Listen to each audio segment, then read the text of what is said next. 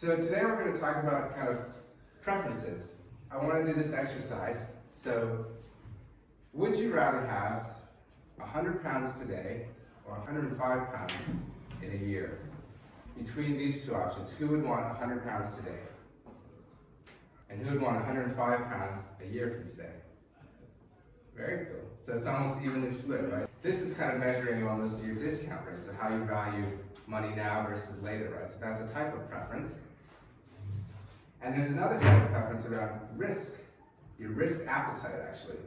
In the bottom two, would you rather have 100 pounds today or a 50% chance of getting 200 pounds and a 50% chance of getting nothing?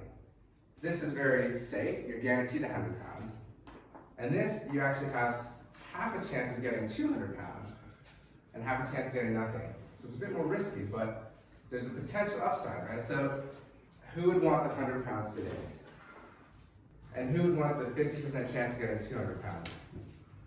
Yeah, so you guys have a slightly different risk profile. Yeah, because even if I do get 0, if I do get 200 and I have 100 more, Exactly. which makes more sense, you want more money. Yeah, exactly. But or you could have 100 now, which is guaranteed, right? So it's almost like one is really safe and one is a bit riskier. But the riskier one has a bigger upside, Yeah, so right?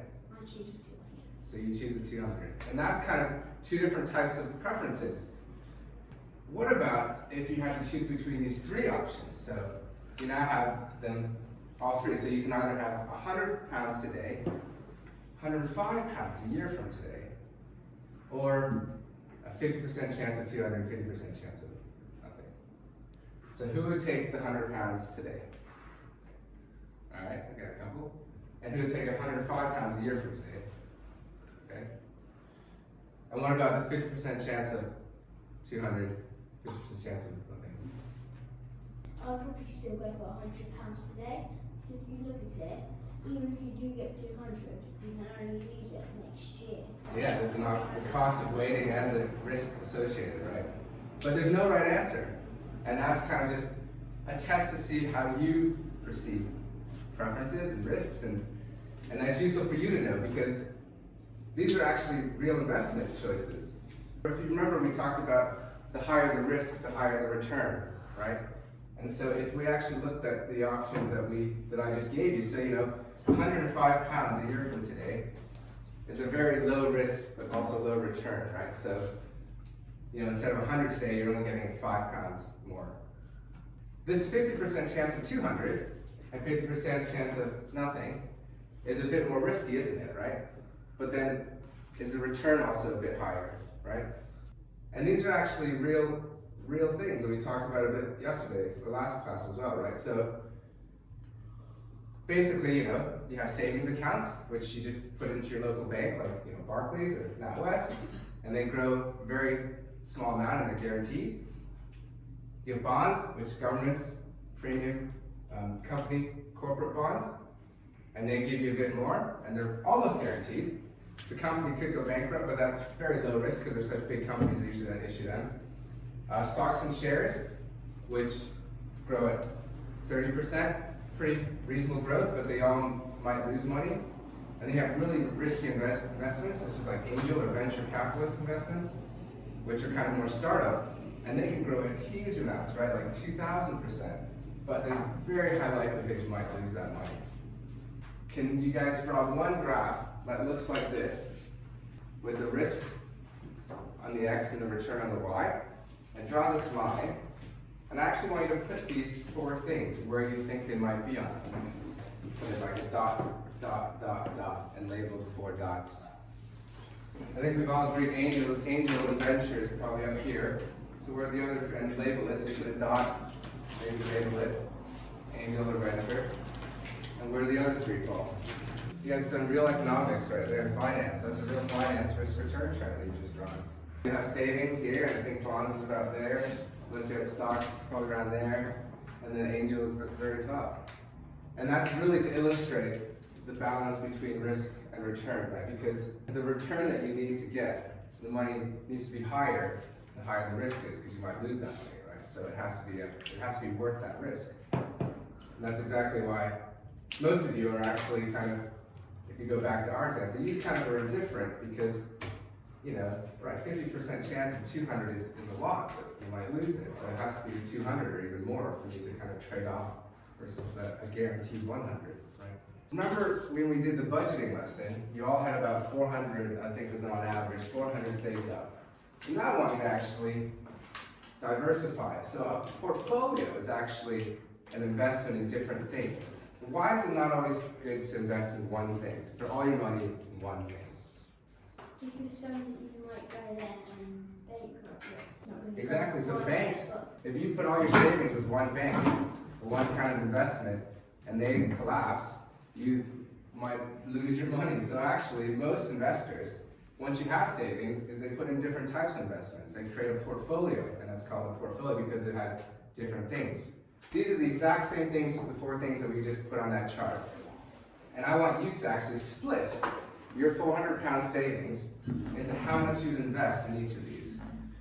So the total is going to be 400, but you need to decide which of these. So if you can copy this table and literally put a dollar a pound amount, you know, you could be 100 in each, 100 pounds in each, or you could be more in some, more in another. And that's going to kind of determine your personal preferences and risk in terms of investments, right? So can you guys copy this table? As you get older, typically you kind of invest more in the safer ones, right? Oftentimes when you're younger, you might take a bit more gamble because you have time to recoup it if you need, right? I saw most of your investment types. I think it's quite a lot in the savings, bonds. I think some of you had some angel venture in there as well, maybe 50 to 75. So there's no right answer. I mean, it's really for you to have to think about your own risk profile and what you like. Did anyone not have any amounts in these top 3?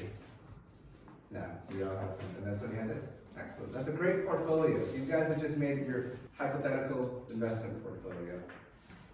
All right.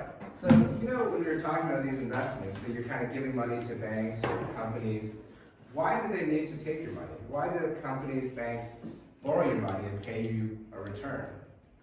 because they might not have enough money for something. So, Yeah. for example, if they needed to buy something for £2,000 and they only had 1,500, they might need to borrow 500.